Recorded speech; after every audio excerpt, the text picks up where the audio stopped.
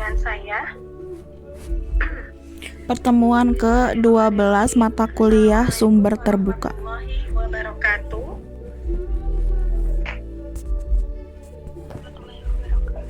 Waalaikumsalam warahmatullahi wabarakatuh. Alhamdulillah Rabbil Alamin. Di sela-sela long weekend ya, dari seminggu ini kalian libur. Kita akan mencoba belajar, sama-sama belajar. Di pertemuan kali ini kita akan mencari yang aman-aman, karena kita akan mencoba belajar tentang keamanan di open source. Kita tahu bahwa sudah ada 4 open source yang kita pelajari gitu ya, mulai dari library otomasi menggunakan Slim, kemudian repository di Space, kemudian ada manajemen koleksi digital menggunakan Omeka, dan yang terakhir journaling ya dengan OJS. Nah, tapi sebelumnya saya akan, karena ini 2 kelas dan tidak mungkin melakukan absensi satu persatu, saya di sini akan screenshot peserta yang hadir. Jadi absensinya berdasarkan kehadiran yang ada di Google Meet ini ya. Saya izin sebentar untuk melakukan screenshot peserta yang hadir. Sebentar.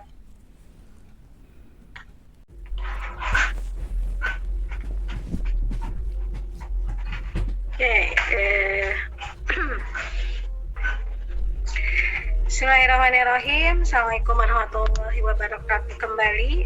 Tadi sudah diawali dengan salam. Ini yang salam yang kedua. Di sini alhamdulillah sudah bergabung 62 orang mahasiswa untuk bisa sama-sama belajar terkait dengan materi hari ini terkait keamanan open source ya. Ini pertemuan ke-12. Berarti ada 1 materi lagi yang tersisa sebelum kita melanjutkan kepada 2 pertemuan tugas besar kelompok yang sudah saya kirimkan kemarin, sudah saya sampaikan kemarin. Kalian bisa melakukan proyek besar terkait open source di bidang perpustakaan gitu ya. Nah, untuk yang hari ini kita akan coba mencari tahu mengapa open source bisa menjadi pilihan untuk digunakan di bidang perpustakaan. Salah satu isunya adalah terkait keamanan, atau dalam hal ini kita sebut cyber security. Nah,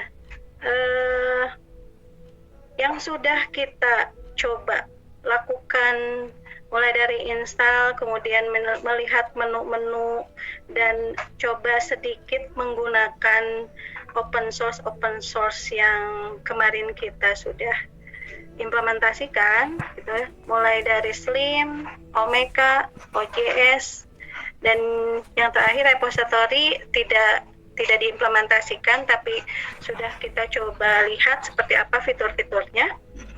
Itu semuanya masih bersifat lokal. Jadi kita belum melakukan publish secara online. Kita masih di local host gitu ya, di komputer kita sendiri. Database-nya ada di kita, servernya ada di komputer kita gitu ya. Tidak secara online gitu. Maka isu keamanan ini menjadi penting saat sistem kita atau open source-nya dipublish. Jadi dapat diakses secara online. semua orang bisa melihat, semua orang bisa berselancar di sistem kita. Maka isu keamanan open source menjadi penting. Nah, di pertemuan ini kita mau mencari tahu seperti apa sih keamanannya.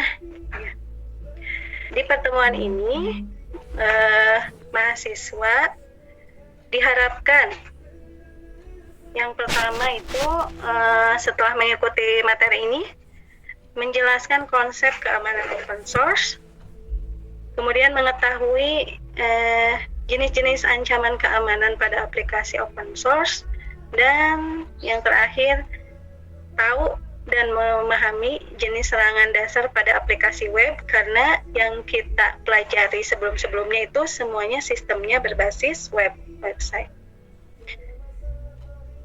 Dimulai dari sebuah pertanyaan, apakah open source? Kita tahu kalau open source itu kodenya dibuka, source-nya dibuka. Bahkan sampai hal-hal kecil yang ada di dalam sistem itu terbuka. Apakah dengan keterbukaan itu otomatis berarti tidak aman? Atau sebaliknya, apakah ketika keterbukaan itu menjadi lebih aman? Ini pertanyaan yang mungkin menggelitik gitu ya. Kalau semuanya terbuka, itu bukankah seperti analogi kita mempersilahkan orang yang tidak baik untuk datang gitu ya, untuk bisa memasuki sistem kita karena sudah sangat terbuka gitu. Tapi ternyata open source lahir sudah puluhan tahun dan tetap menjadi rekomendasi sistem yang bisa kita gunakan. Karena apa? Isu keamanan bisa disolusikan di open source. Saya ingin bercerita sedikit gitu ya, bahwa salah satu yang kaitan dengan keamanan ini, di beberapa bulan yang lalu websitenya UIN, semua website di universitas kita itu diserang oleh bisa orang, bisa program, bisa software yang menyebabkan semua website di UIN ini tidak baik-baik saja gitu. Salah satunya websitenya fakultas kita, Fakultas Adab dan Humaniora. Ini betul-betul tidak bisa diakses karena virus, atau ada istilahnya nanti yang disebut dengan DOS. Jadi DOS ini sebuah mekanisme serangan yang seolah-olah ada banyak pengunjung masuk ke website kita dan trafficnya sangat-sangat tinggi. Jadi akhirnya website kitanya kewalahan dan akhirnya tidak berfungsi. Database-nya tidak bisa diakses, kemudian halaman demi halamannya hilang, dan awalnya loading akhirnya kalau bisa disebut lumpuh ya lumpuh, tidak bisa lagi beroperasi gitu. Ini betul-betul terjadi kemarin di websitenya Fakultas Adab, dan di semua website yang di UIN, di fakultas-fakultas lain juga mengalami hal yang serupa. Namun ada beberapa fakultas yang kemudian bisa langsung mengantisipasi serangan itu. Jadi dalam beberapa waktu terhenti, tapi kemudian bisa langsung di-handle. Nanti ada yang namanya istilahnya itu maintenance-nya itu sebentar gitu ya, tapi itu bisa live kembali gitu ya. Nah, kebetulan yang Fakultas Adab itu sampai saat ini masih belum bisa diakses, tapi alhamdulillahnya bisa sudah dibangun kembali, dan insya Allah sebentar lagi akan launching dengan keamanan yang lebih baik, karena kita belajar dari yang sebelumnya terjadi, apa yang harus kita antisipasi, dan kita sudah bisa membangun kembali gitu ya, mendevelop kembali websitenya lebih baik lagi, lebih user friendly, lebih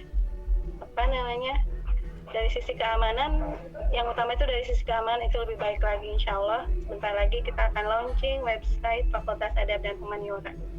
Nah, belajar dari situ, kalau dikaitkan dengan sisi security gitu ya, keamanan, nah salah satu hal yang paling penting itu bagaimana kita dapat melindungi perangkat, jaringan, program, data dari ancaman cyber, dari akses yang ilegal, dari pencurian yang masif, gitu ya. Nah, disinilah cyber security itu berperan. Dan itu kalau kita tidak aware terhadap ancaman, hasilnya tuh pahit ya. Seperti kemarin kita sudah benar-benar diuji gitu ya sistemnya, dan mengalami hal yang pahit juga akhirnya. Tapi dari situ kita belajar lebih baik lagi, karena seperti kita tahu, sesuatu ketika diuji hasilnya bisa lebih baik, lebih pintar, dan lebih bisa tahu, berpengalaman. Nah, jam terbangnya bisa lebih bagus gitu ya di sisi IT kita. Oke. Maka di pertemuan ini kita akan bagi menjadi 5 topik gitu ya, 5 subjudul, 5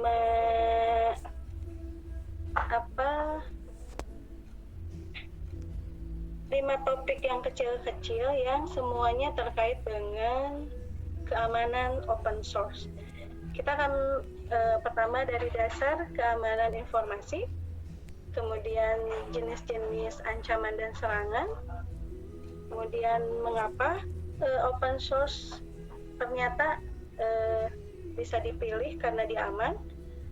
Kemudian ada hal-hal yang terkait dengan mitos di open source dan prosedur yang harus ditempuh agar aman ketika kita menggunakan open source. Oke. Yang pertama, di dasar keamanan informasi. Karena ini adalah fondasi dari keamanan itu sendiri. Setiap kita pasti menginginkan sesuatu yang aman. Mengapa di perpustakaan keamanan itu penting?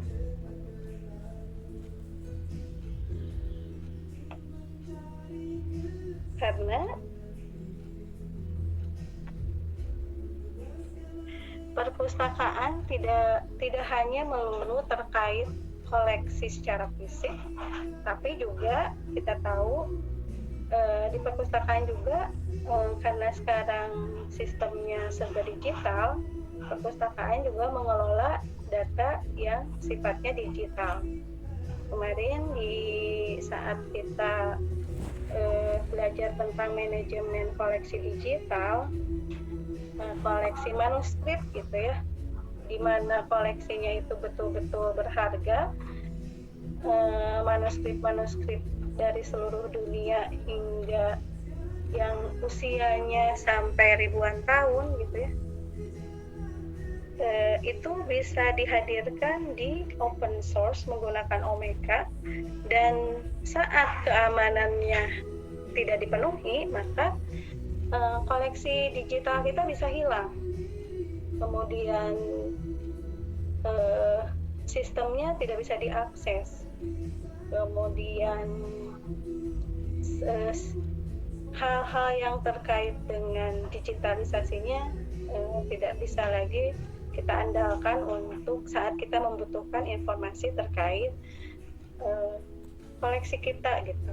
Padahal kita tahu di perpustakaan digital itu semuanya serba digital. Jika semuanya terganggu, hilang, yaitu sebuah kerugian ya, seperti itu ya.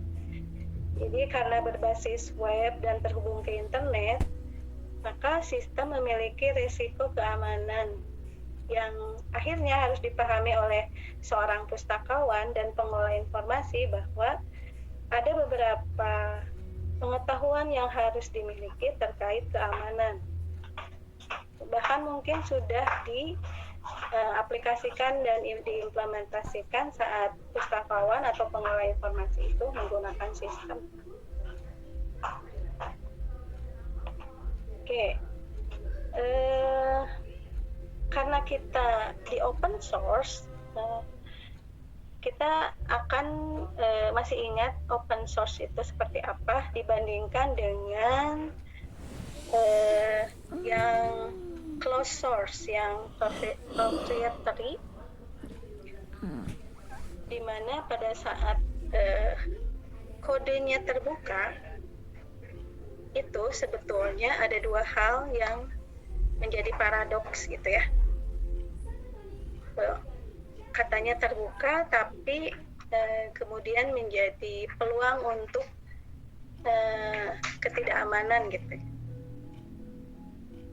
Meskipun pada akhirnya keamanan itu tidak ditentukan oleh label tertutup atau terbuka gitu ya, tapi juga ditentukan oleh seberapa tangguh sistem itu dibangun, kemudian seberapa jeli sistem itu dirawat oleh pengguna, oleh pustakawan contohnya, oleh pengelola informasi lah ya, dan adakah prosedur yang dijalankan untuk bisa menjadikan sistem berjalan dengan baik. Misalkan prosedur backup sistem, prosedur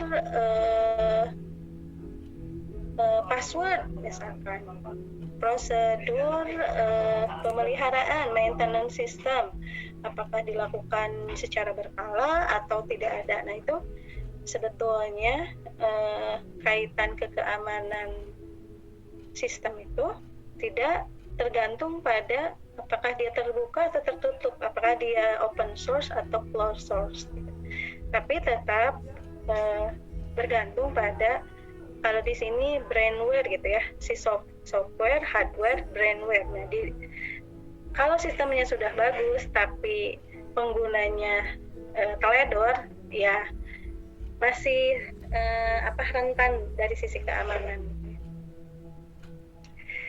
Di sini tuh paradoks keterbukaan kode ini, ketika semua orang bisa melihat kode sumber, maka celah keamanan bisa terbuka lebih lebar untuk bisa dieksploitasi.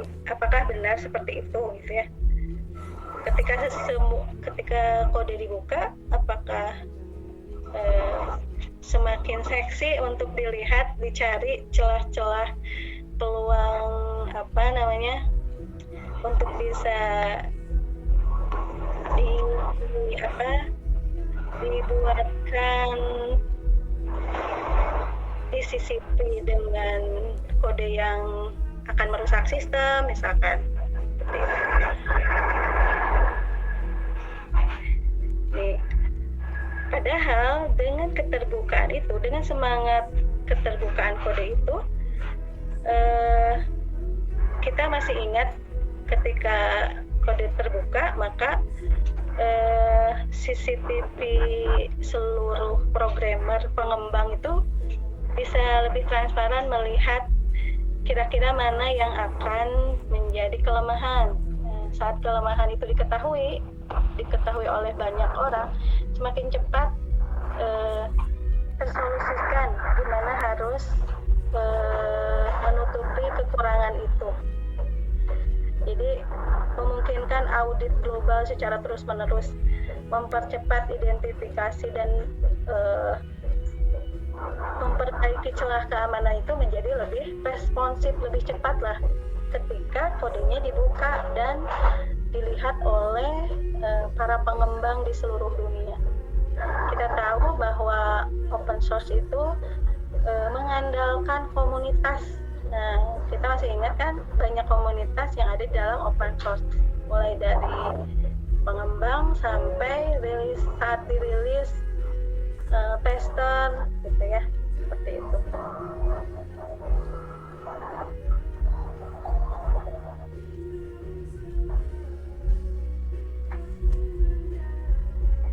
Nah, ada di sini ditampilkan segitiga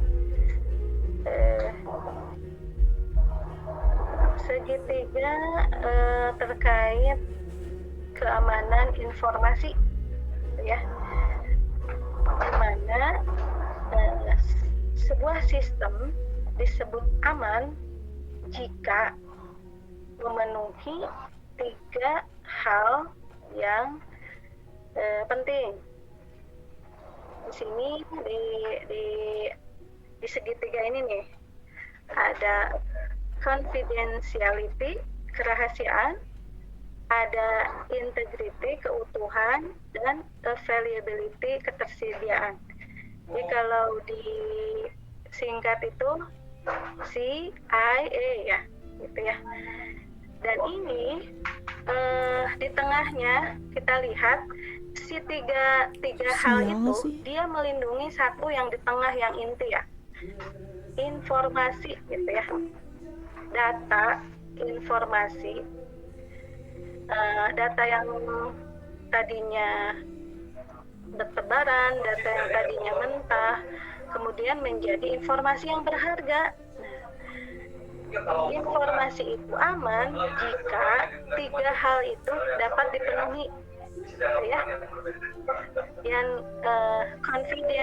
confidentiality, yaitu kerahasiaan, integrity, keutuhan, availability, ketersediaan. Informasi bisa jadi hanya dapat diakses oleh yang berotoritas. Nah, itu dari sisi kerahasiaan. Yang punya wewenang di sana. Nah, hanya bisa sesuai dengan peruntukan seseorang. Itu selebihnya yang tidak berotoritas, yang tidak berkepentingan itu tidak harus dapat, misalnya tidak harus bisa mengakses, tidak harus bisa melihat. Nah, itu kerahasiaan. Keutuhan, informasi yang ada di dalam sistem itu harus terjamin secara utuh, harus terjamin bahwa tidak ada yang hilang, tidak ada terpartisi, terdefragmentasi gitu ya. Semuanya sesuai dengan bagaimana data itu secara utuh ada, dan ketersediaan saat dibutuhkan informasi bisa dengan mudah diakses gitu. Dan ini diagram CIA ini menjadi dasar bagaimana sebuah informasi disebut dengan aman, disebut aman gitu ya. Jika 3 hal tadi dipenuhi gitu ya. Jika informasi itu secara confidentiality itu terjamin, kemudian keutuhannya terjamin dan ketersediaannya terjamin, maka disebut aman. Dan itu tergantung lagi ini online berisik. Di sini nih ada di layer terluar tuh ada people, personal security. Ini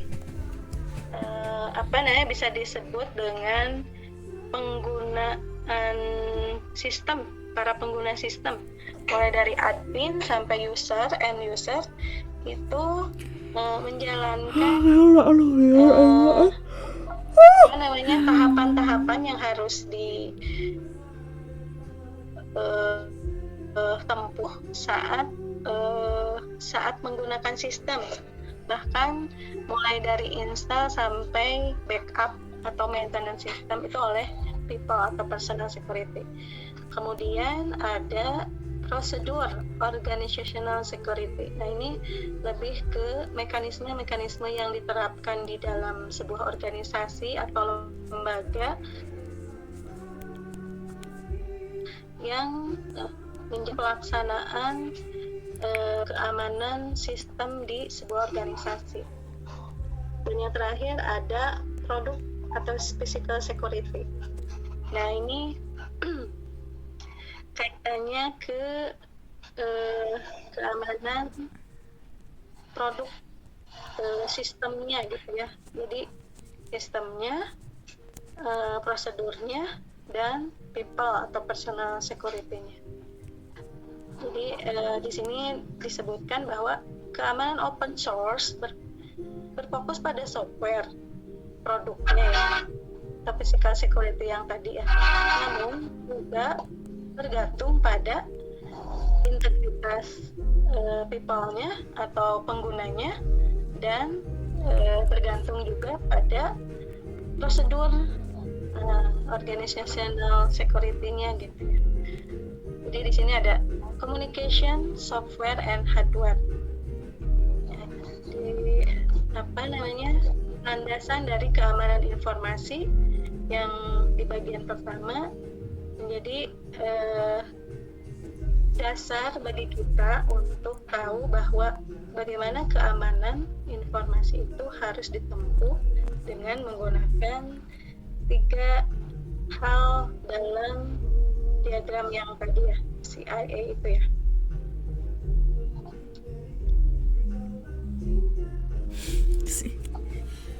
Oke. Materi ini akan saya upload di halaman materi yang biasa saya simpan gitu ya, di WordPress-nya saya, dan nanti saya akan uploadkan juga video terkait penjelasan keamanan informal lebih gitu ya, bisa diakses dan bisa dipahami lebih dalam lagi kalian untuk bisa belajar gitu ya. Oke, untuk selanjutnya setelah kita tahu tentang dasar-dasar keamanan di sistem keamanan informasi, ini siapa yang bocor? Gifty nggak sih? Gifty lagi di jalan nih, Gifty.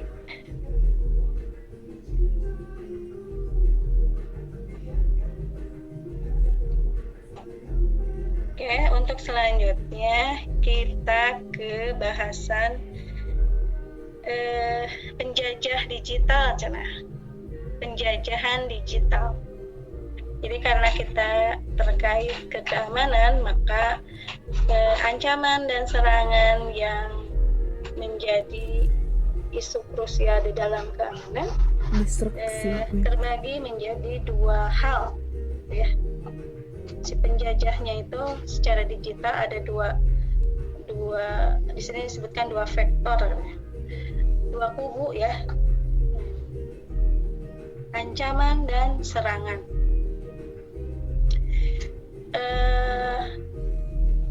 Di sini itu 2 kubu ini dibagi menjadi, yang pertama si penyerang itu berupa program, yang kedua penyerang itu berupa manusia.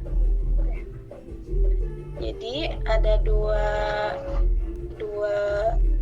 ini ya, yang membedakan bahwa serangan itu menjadi 2 hal gitu ya. Yang pertama itu bisa berupa program gitu ya.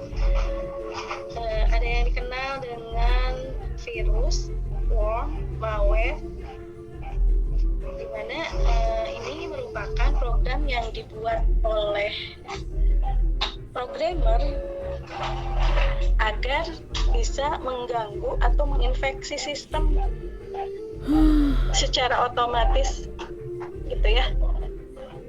Dan yang satu lagi, penyerangnya itu kita kenal sebagai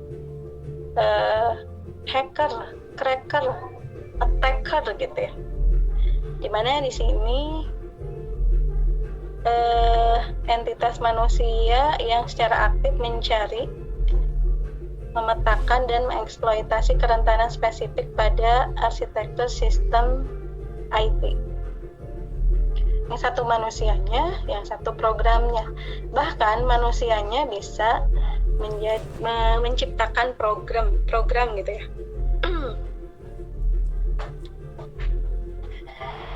Nah, serangan cyber ini ketika diterapkan kepada sistem, yang tadi saya tegaskan bahwa maupun dia open source atau dia yang berbayar, tidak menghentikan kedua kubu ini. Kelemahan sistem dapat terjadi pada dua label sistem, mau dia open source atau dia closed source gitu ya. Jadi karena apa? Serangan cyber ini terkadang tidak pilih kasih. Dia bisa jadi menyerang, punya maksud dan tujuan ingin mengganggu sistem. Dia nggak peduli apakah dia open source, apakah dia profitable gitu ya. Seperti itu ya. Bahkan yang kita pahami gitu ya, ada hacker, ada cracker, tapi dua hacker dan cracker itu ternyata berbeda di dunia cyber. Ada yang ternyata dia positif, tidak melulu negatif gitu ya.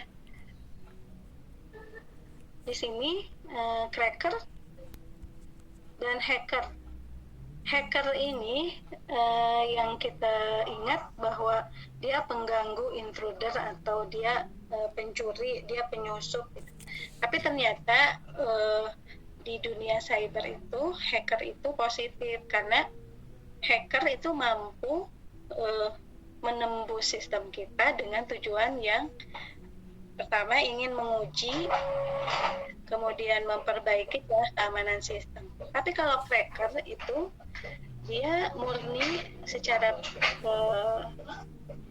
punya tujuan yang negatif gitu ya. Liar liar gue. Atau melakukan di sini penipuan ya, penipuan dari sisi keamanan ya. Nanti kita lihat seperti apa penipuan. Nah, kalau hacker ini ternyata dia dia bertujuan untuk seberapa tangguh sistem kita gitu. Seberapa rapat sistem kita, apakah ada celah yang mungkin bisa ditembus ke sistem kita. Nah, itu bisa oleh pekerjaan hacker. Hacker ini biasanya dicari dan dibayar oleh pengembang sistem untuk menemukan celah, malah seperti itu, untuk mencari bugs, untuk mencari kerentanan di sistem kita. Nah, biasanya hacker ini bekerja secara legal dan ada izinnya, dengan tujuan positif yang tadi ya, mencari kelemahan agar bisa diperbaiki dan celah keamanannya bisa ditutup, ditambal gitu. Tuh, kalau yang cracker dia bekerjanya secara ilegal, tidak berizin, namanya juga ilegal, dan melanggar hukum. Kita punya undang-undang cyber ya. Kemudian dampaknya kalau hacker itu memberikan manfaat, membuat sistem relatif lebih aman dari serangan dan membuat sistem menjadi lebih kebal setelah diketahui kelemahan dan kerentanannya.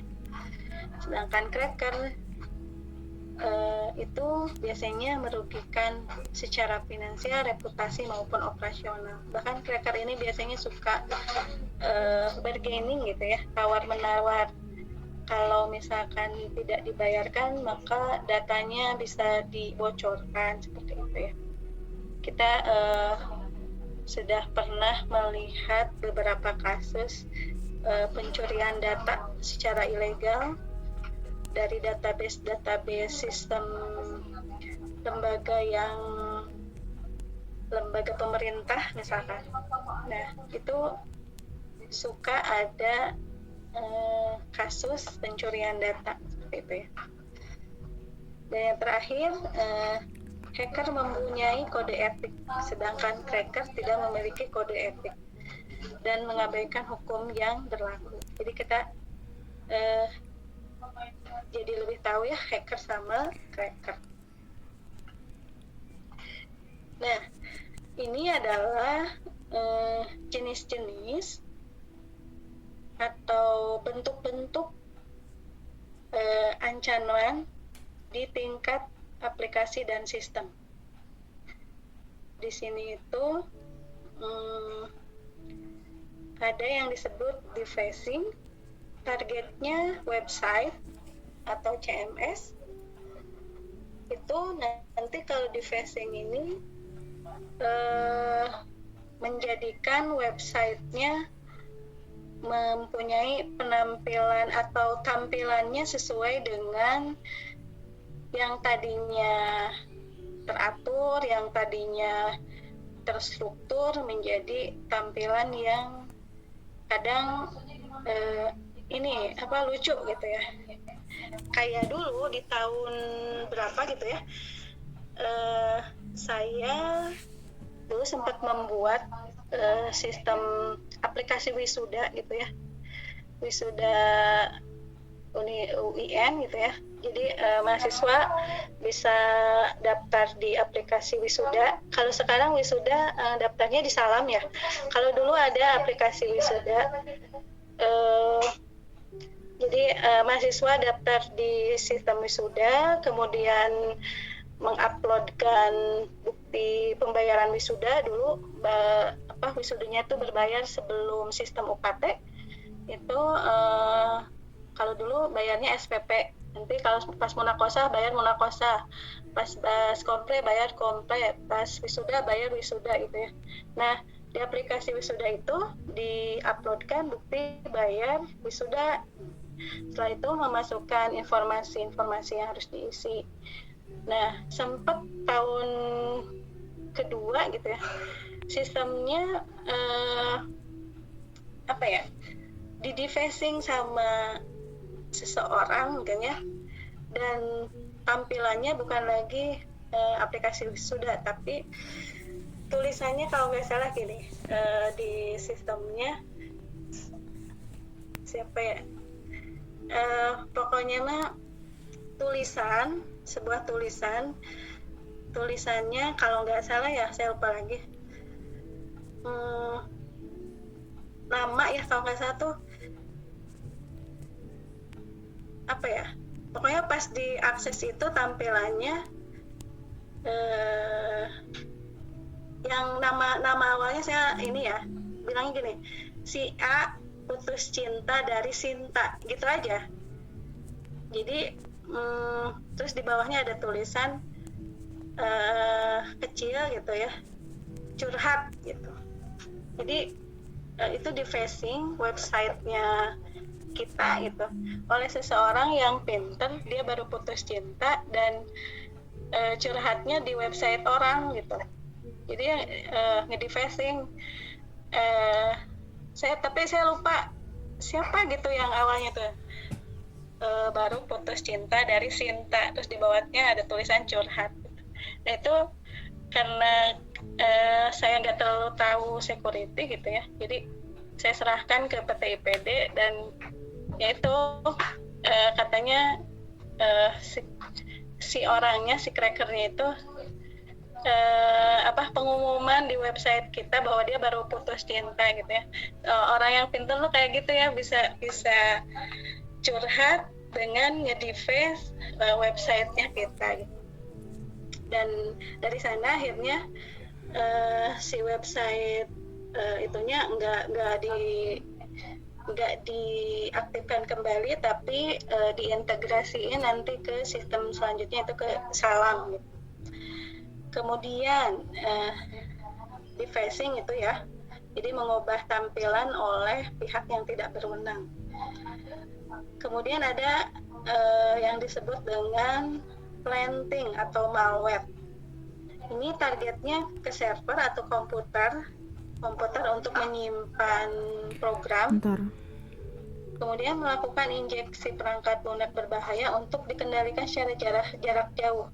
Dan ini si planting malware ini sangat memungkinkan saat pada sumber atau source code yang terbuka. Karena apa? Dia bisa menyisipkan kode yang berupa virus di di source code kita, karena source code-nya terbuka gitu. Ini ada planting malware. Kemudian ada exploit gitu ya, celah keamanan khusus. Nah ini memungkinkan si cracker tadi untuk melakukan penetrasi ilegal melalui kerentanan arsitektur.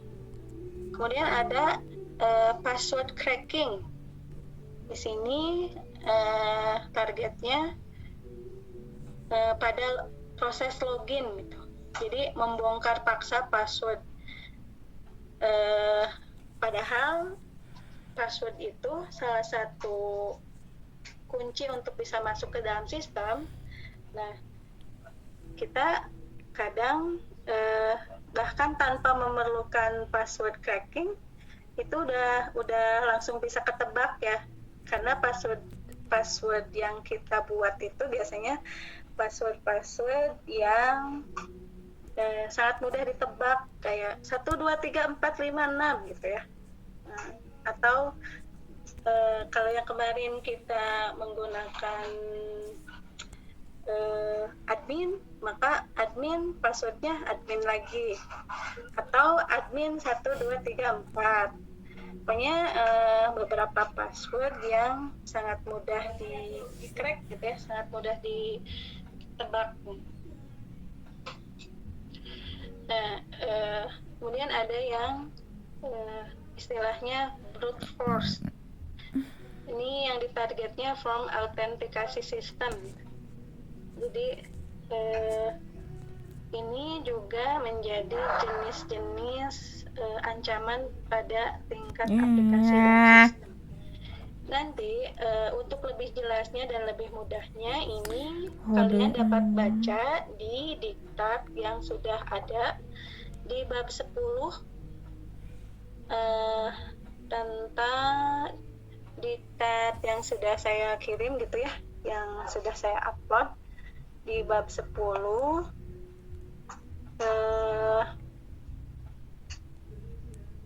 aspek keamanan open source. Di sini mulai dari sejarah pendahuluannya, kemudian definisi keamanan security baik itu komputer maupun itu cyber disebutkan, dan kemudian ada bentuk-bentuk jenis-jenis gangguan keamanan.